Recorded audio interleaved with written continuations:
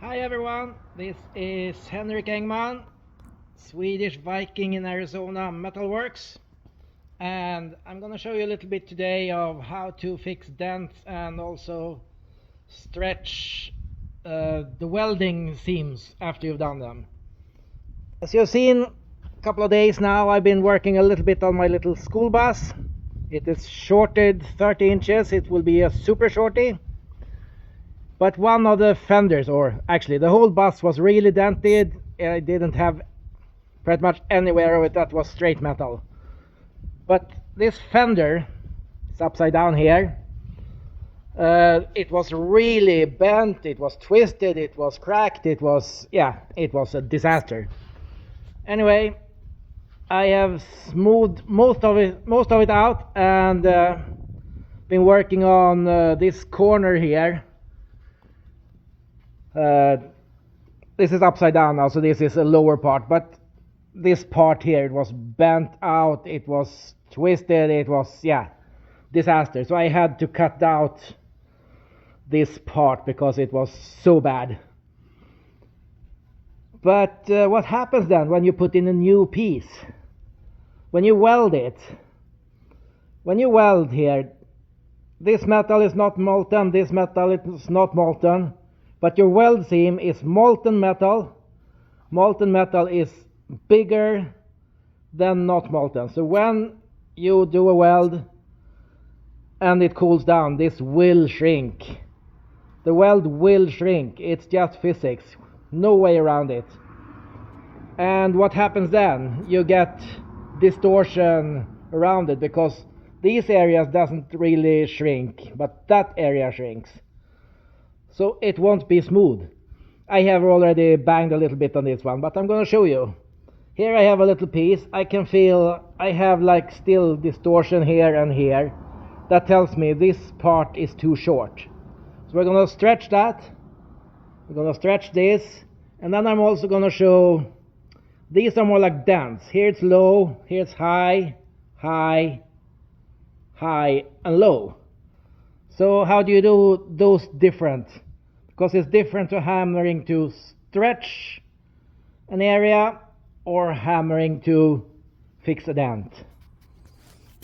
I will show you a little bit, and here are some of my hammers. These are, I probably do 80% of my hammering with this one, 15 with those, 5% with this one. Those are my favorite hammers. I have 200 grams, 300 grams, 400 grams. Have a couple of dollies here also that we're going to use. So I am going to put the camera in the stand here.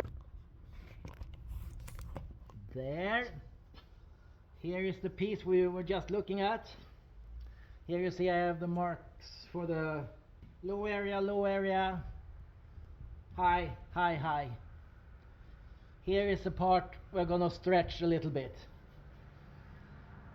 So when I stretch a weld seam, because as we said, it will shrink when you weld, and when it cools down it will shrink.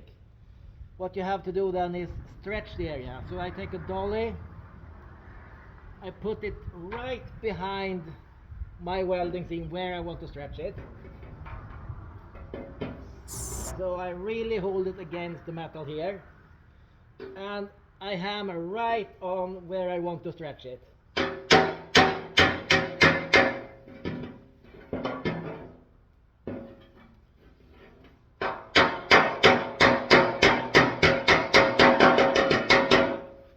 And what you want now is that really dinging, clinging sound when you actually get the hammer right against the dolly.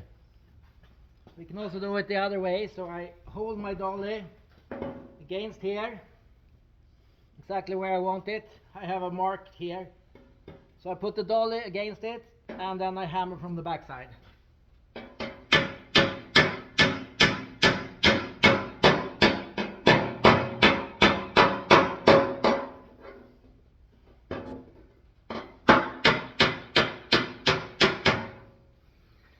And you hear, I get that clinging sound that I really hammering the sheet metal between the dolly and the hammer. That makes this part stretch. So now I can fine adjust it, and I can sand or grind down the welding seam. But when I fix a dent, like here I have a low spot and here I have a high spot, try to get your dolly right behind the low spot here, and then you hammer a little bit where you have a high spot. Not very hard.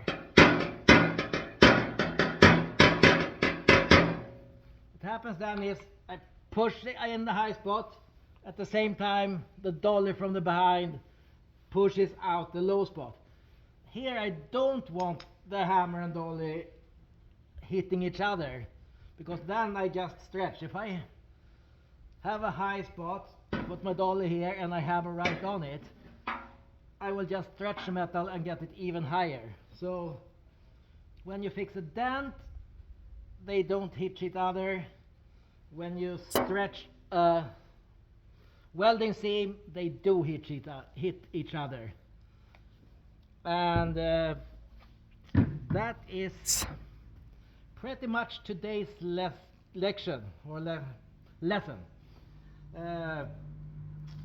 I will sand a little bit on this, make it fine-tuned, and I'll put up some pictures about that. So see you later. Follow me for more tips and tricks, and I will see you.